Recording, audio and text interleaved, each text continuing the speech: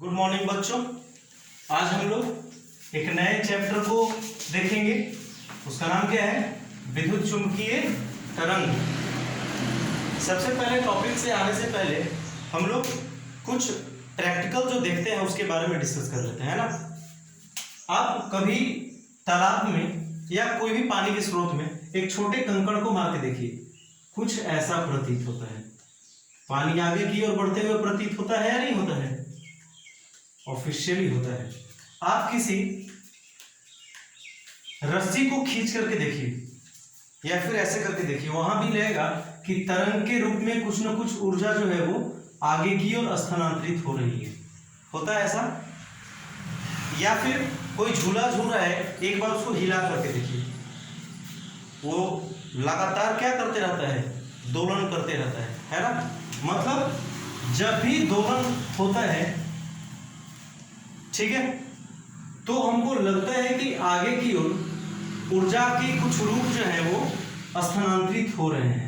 ऐसा होता है? होता है। बस वही दोलन के कारण हमारे आसपास भी ऐसी कई सी तरंगें मालूम पड़ती हैं। जैसे हम लोग मोबाइल से किसी मैसेज को टाइप करते हैं और वो दूसरे तक पहुंच जाता है ना। हम लोग एक नंबर को डालते हैं और दूसरे कहीं दूर पे स्थित व्यक्ति से बातचीत कर लेते हैं, है ना। टेलीविजन पे सिर्फ रिमोट, आप बहुत दूरी पे बैठे हुए हैं, सिर्फ रिमोट को क्लिक करते हैं और आपका चैनल चेंज हो जाता है। या फिर बहुत सारी ऐसी सूचनाएं हैं जो डायरेक्ट वहां से टेलीविजन तक प्रसारित होती हैं। आखिर ये किसी न किसी कारणवश ही तो होता होगा। हमको अंतरिक्ष की सूचनाएं यहाँ बैठे बैठे मिल जाती है, कुछ तो होगा। यानी कि हमारे आसपास बहुत सी ऐसी अदृश्य तरंगे हैं जो हमारे प्रतिदिन के दिनचर्या में महत्वपूर्ण भूमिका निभाते हैं, है ना। और वो है क्या? तो वो एक तरंग है जिसका क्या नाम है? विद्युत चुंबकीय तरंग। मतलब हमारे आसपास तरंगों का बहुत सा ऐसा जाल है जो हमारे प्रतिदिन की दिनचर्या में सहायक होता है ना। साधारण सी बात है, इस तरंग का नाम विद्युत चुंबकीय कैसे पड़ा, या फिर ये विद्युत चुंबकीय तरंग है क्या, किसको बोलेंगे या किसे कहते हैं? आज है तो क्या बोलेंगे आप? ये सवाल है क्या कि जवाब है? दिख रहा है विद्युत चुंबकीय तरंग सवाल है कि जवाब है? हमको तो जवाब दिख रहा है। क्या दिख रहा है आपको? वैसी तरंगे जो किससे, बोलिए, विद्युत चुंबकीय वक्र दोलन से उत्पन्न होती हैं। दोलन से ही तो ऊर्जा स्थानांतरित होती है ना। ये हो सकता है कि कहीं पे ऊर्जा का प्रकार अलग हो और कहीं पे ऊर्जा का प्रकार अलग हो, लेकिन दोनों होती ऊर्जाएं ही हैं, ठीक है। तो वैसी तरंगे जो विद्युत तथा चुंबकीय वक्र दोलन से उत्पन्न होती हैं वो विद्युत चुंबकीय तरंगे कहलाती हैं, ठीक है। जैसे विद्युत चुंबकीय तरंग में आएगा क्या क्या? तो हम किसी वस्तु को देख पा रहे हैं, वो किस कारण से देख पा रहे हैं वो हमको पता है, तो ये प्रकाश भी हमारा विद्युत चुंबकीय तरंग में आ जाएगा। अब बल्ब का फिलामेंट भी ले ले, वो भी आपका क्या आ जाएगा? विद्युत चुंबकीय तरंग में आ जाएगा। आप किसी चीज को डिटेक्ट कर पा रहे हैं, ऐसे देखना, समुद्री जहाजों में धातुई चीजों को डिटेक्ट करने के लिए रडार लगा हुआ होता है। वो भी क्या है? एक संकेत संप्रेषक है। हमारा टेलीविजन जो कार्य करता है, सूचना संप्रेषण जो होती है वहां तक, वो भी क्या है? विद्युत चुंबकीय तरंग है। हम किसी से बातचीत कर पाते हैं किसी बहुत दूर स्थित पे, वो भी क्या है? विद्युत चुंबकीय तरंग है ना। तो ऐसे बहुत से उदाहरण आपको आसपास मिल जाएंगे। वो रिमोट सिग्नल जो यहाँ से चैनल चेंज कर लेते हैं, क्या है? विद्युत चुंबकीय तरंग है। हम लोग कहीं पे चोट लगने पे गर्म सिकाई करते हैं, वो भी क्या है? विद्युत चुंबकीय तरंग है। हमारा हाथ टूटा, वो जिस रे से पता लगाते हैं, विद्युत चुंबकीय तरंग है। पल्ले पड़ रहा है सब कुछ, है ना। तो विद्युत चुंबकीय तरंगों का बहुत सा ऐसा जाल है जो हमको दिखाई नहीं देता है। हम रेडियो सुनते हैं, अब बताओ तो दिल्ली, पटना, बनारस प्रसारण हो रहा है, वो हमारे कानों तक सूचना पहुंच जा रही है, क्या है वो? विद्युत चुंबकीय तरंग है ना। तो तरंगों के बहुत से ऐसे जाल हमारे आसपास हैं, जिसमें से कुछ को हम लोग देखते हैं, महसूस करते हैं, और बहुत सी ऐसी हैं जो हम पे प्रभाव डालती हैं, लेकिन हम लोग उसका पता नहीं लगा पाते हैं और ना ही उसको फील कर पाते हैं। अब बताइए, आपका DDH का सिग्नल खराब हो गया है ना, तो आप डायरेक्ट क्या जाके उसको 30 डिग्री पे, 15 डिग्री पे, 20 डिग्री पे मूव कर लेते हैं, आ जाता है?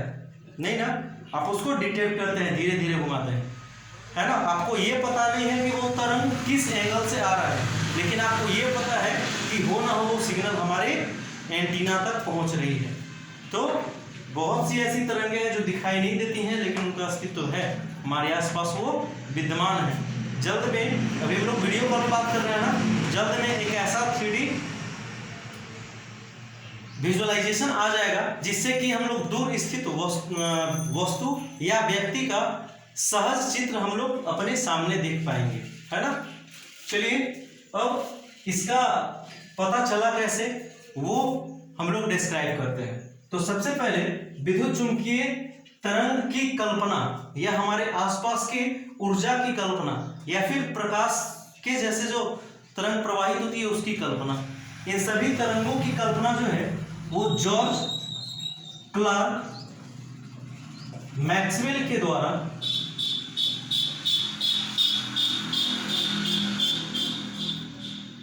1865 ईस्वी में दिए गए सूचना के आधार पर किया गया।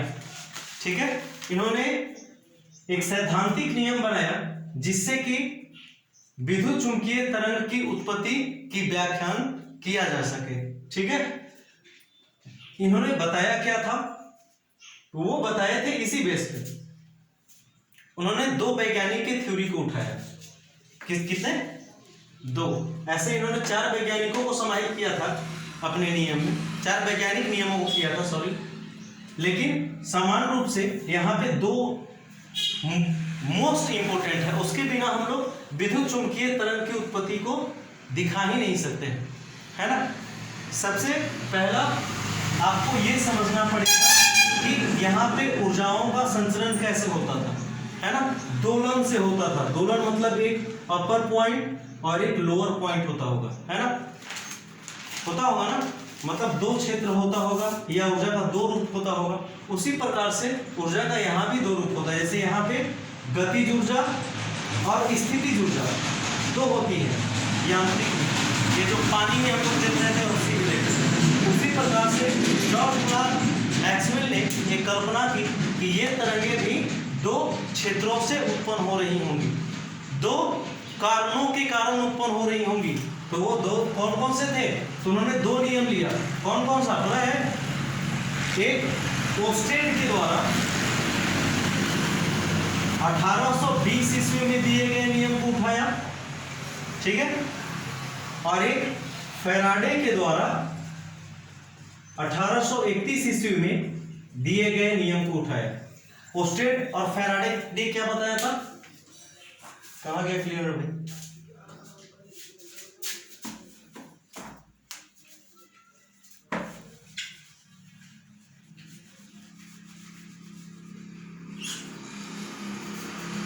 देखिए,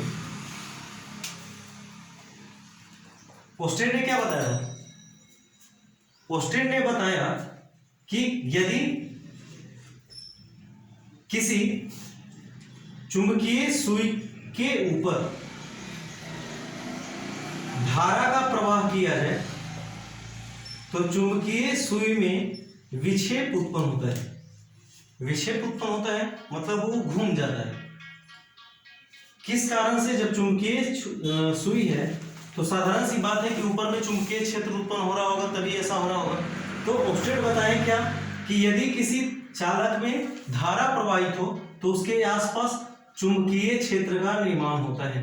किसका? चुंबकीय क्षेत्र का। चुंबकीय क्षेत्र को B से डिनोट करते हैं। फैराडे क्या बताए थे कि यदि कहीं पे आवेश स्थित हो, स्थिर आवेश, तो वहां पे क्या होता है?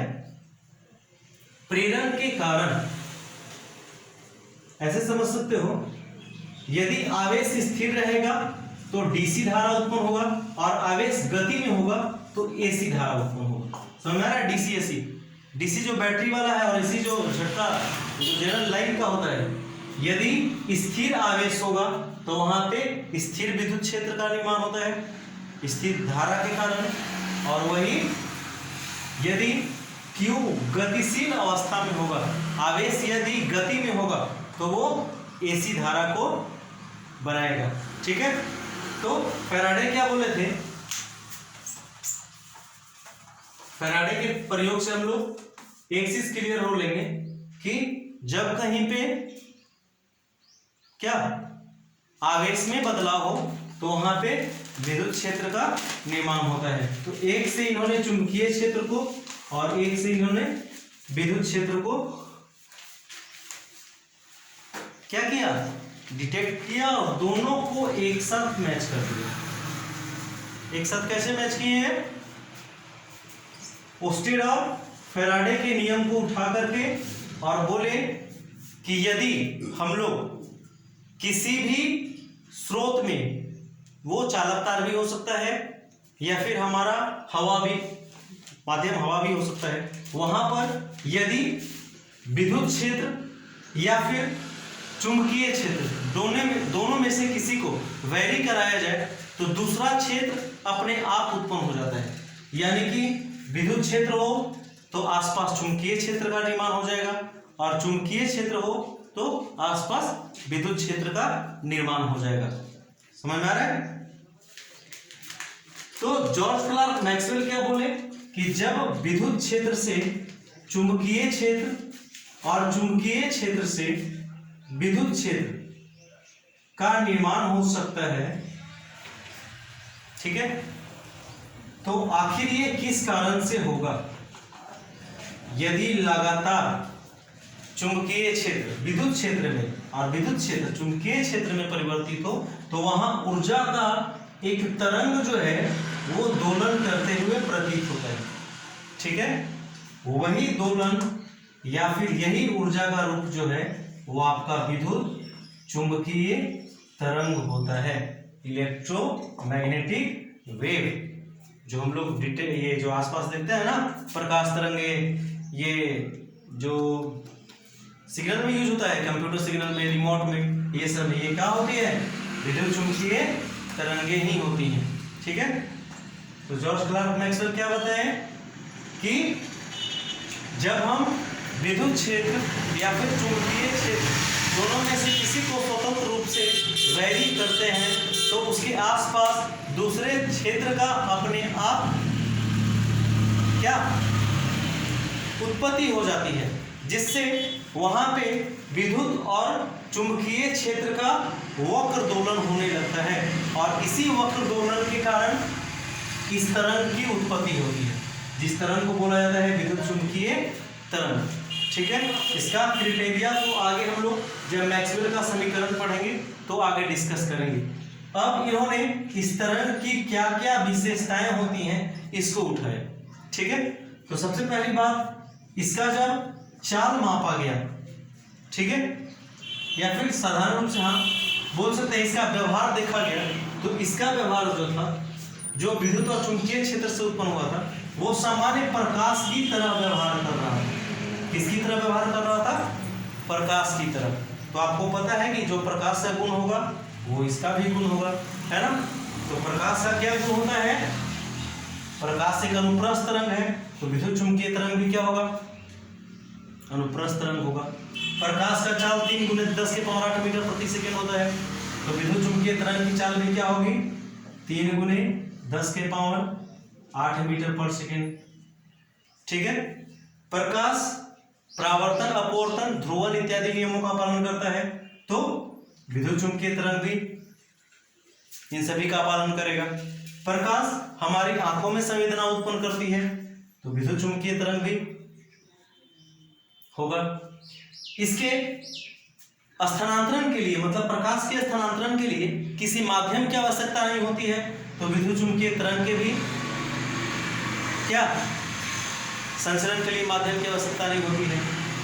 प्रकाश विद्युत और चुंबकीय क्षेत्र से प्रभावित नहीं होता है, तो तरंग भी चूंकि इसी क्षेत्र से बना हुआ है, इस पे भी विद्युत और चुंबक का कोई प्रभाव नहीं पड़ता है। ठीक है, तो ये सारी विशेषताएं आपका पीडीएफ में इंक्लूड कर दिया गया है, और नहीं भी किया गया है तो हम लोग ऐसे प्रकाश से कोरिलेट करके इसको हम लोग याद कर लेंगे। ठीक है ना, बहुत ज्यादा आपको निमोनिक मेथड से हम लोग सब चैप्टर को कैसे याद रखा जाए उसके बारे में डिस्कस करेंगे। ठीक है, हो गया इसका विशेषता।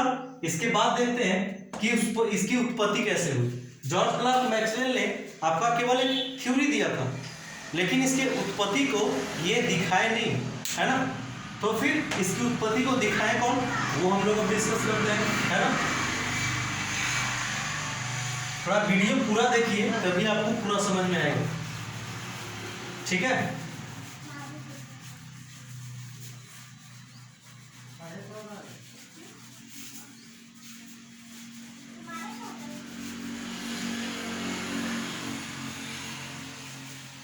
चलिए ऐसे इसकी उत्पत्ति से संबंधित तीन वैज्ञानिकों ने, चूंकि पहला खोज था, है ना, तरंग के बारे में हम लोग ज़्यादा जानते नहीं थे, तो लगभग सभी जगह के वैज्ञानिक कोशिश में लगे थे कि इस तरंगों की उत्पत्ति कैसे की जाए ताकि इसको उपयोग किया जाए, है ना। तो जो सबसे पहला इस पे काम किया गया था वो थे हेनरी हर्ट्ज। Henry hertz. आवृत्ति का सही मात्रक क्या होता है, हर्ट्ज। तो वही जो सबसे पहला जो प्रयोग है ना ये विद्युत चुंबकीय तरंग की उत्पत्ति का, वो इन्हीं के द्वारा किया गया है। इन्हीं के नाम पे उसकी आवृत्ति के सही मात्रक को भी दिया गया है। हेनरी हर्ट्ज क्या किए थे पता है, मैक्सवेल तो बता चुके थे, जो भी प्रयोग किया गया है ना वो मैक्सवेल के सिद्धांत में ही किया गया है। ये क्या जाने थे कि तरंग जो है वो दो चीजों से उत्पन्न होती है, एक विद्युत क्षेत्र से और एक चुंबकीय क्षेत्र से। विद्युत क्षेत्र E और चुंबकीय क्षेत्र B, है ना। तो इन्होंने एक विद्युत क्षेत्र का स्रोत ले लिया और एक चुंबकीय क्षेत्र का स्रोत ले लिया। विद्युत क्षेत्र के स्रोत के लिए क्या चाहिए, तो आवेश चाहिए, और चुंबकीय क्षेत्र के लिए क्या चाहिए, धारा, क्योंकि धारा से चुंबकीय क्षेत्र का निर्माण होता है और आवेश से विद्युत क्षेत्र का होता है। तो देखिए क्या किए, ये एक तांबे के प्लेट को लिए, ऐसे समझ लो जितना भी प्रयोग आपका हर्ट्ज का प्रयोग क्लियर है ना, तो सारे वैज्ञानिकों का प्रयोग क्लियर हो जाएगा, क्योंकि हर्ट्ज का ही कॉपीराइट है सब। चलिए इन्होंने दो पीतल के प्लेट को लिया, नाम दे लो मुझे, मान लो हम ए भी नाम ले लेते हैं। ये पीतल का प्लेट था, इसका पीतल प्लेट, ठीक है।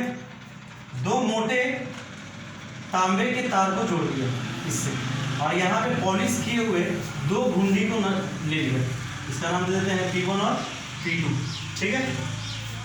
ये जो है घुंडी वो संधारित्र की तरह कार्य करती है, किसकी तरह, संधारित्र, कैपेसिटर, जिसका फॉर्मूला होता है Q/V, क्या सी है ना, सॉरी ऐसे समझ लो, एक कैपेसिटर जो है वो चार्ज को कंसिस्ट करता है, ठीक है।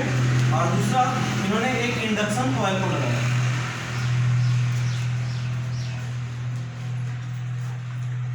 इंडक्शन कॉइल मतलब प्रेरक, ठीक है, कुंडली।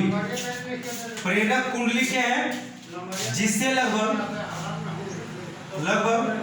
10,000 वोल्ट के धारा को संप्रेषित किया जा सकता है। कितने धारा को संप्रेषित किया जा सकता है, कितने, 10,000 वोल्ट के धारा को संप्रेषित किया जा सकता है। सिंपल सी बात है, धारा बहेगा तो चुंबकीय क्षेत्र बनेगा और आवेश से विद्युत क्षेत्र बनेगा, ठीक है। मतलब E और B दोनों क्षेत्र का निर्माण हो जा रहे हैं। तो इन्होंने क्या किया, हेनरी हर्ट्ज ने दो तांबे के प्लेट को लिया, जिसका लगभग 40 वर्ग सेंटीमीटर इसका क्षेत्रफल था।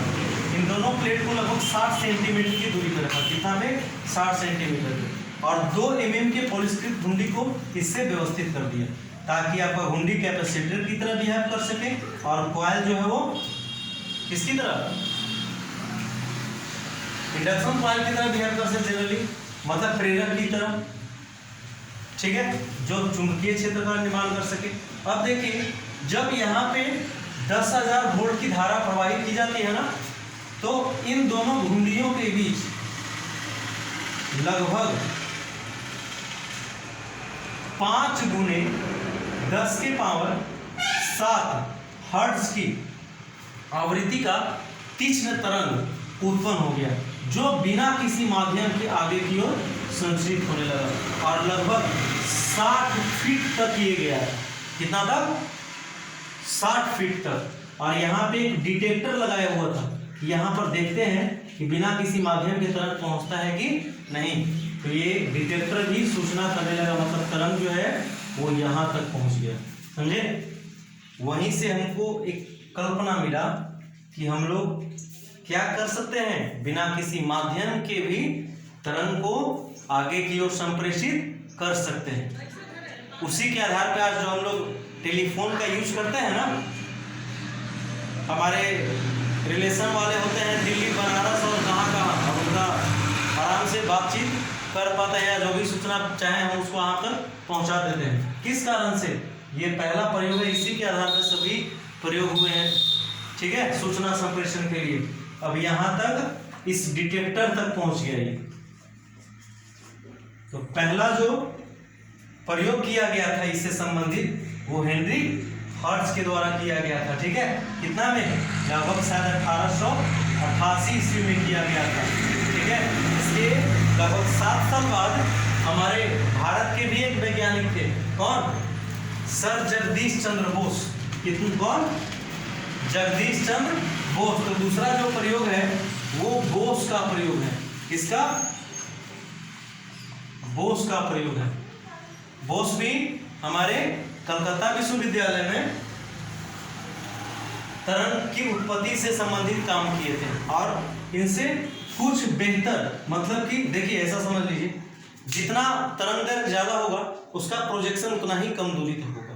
तो इन्होंने ऐसे तरंग की उत्पत्ति की जिसका साइज जो है वो 25 mm से 5 mm तक था, मतलब तरंग दैर्घ्य उसका 25 mm से 5 mm तक था और ये तरंग लगभग 1.5 किलोमीटर तक दूर जा सकता था। मतलब अब आप 1.5 किलोमीटर तक सूचना को भेज सकते थे, लेकिन लंबी दूरी के लिए ये भी हमारा इफेक्टिव नहीं था। तो अगला प्रयोग जो है वो जी मार्कोनी के द्वारा किया गया। किसके द्वारा? जी मार्कोनी। जी मार्कोनी, ठीक है। जी मार्कोनी क्या है? अच्छा देख लीजिए, नहीं दिख रहा है वो नीचे। जी मार्कोनी के द्वारा किया गया। इन्होंने क्या किया पता है? ये कुछ किए नहीं, बस छत के ऊपर जाके पहले प्लेट को एंटीना से जोड़ दिए। देखिए हम लास्ट वाले में है, पहले प्लेट को एंटीना से जोड़ दिए और दूसरे वाले को अर्थ से कनेक्ट कर दिए, भू संपर्क, ठीक है। दूसरे वालों क्या किए? भू संपर्कित कर दीजिए। यही हर्ट्ज प्रयोग को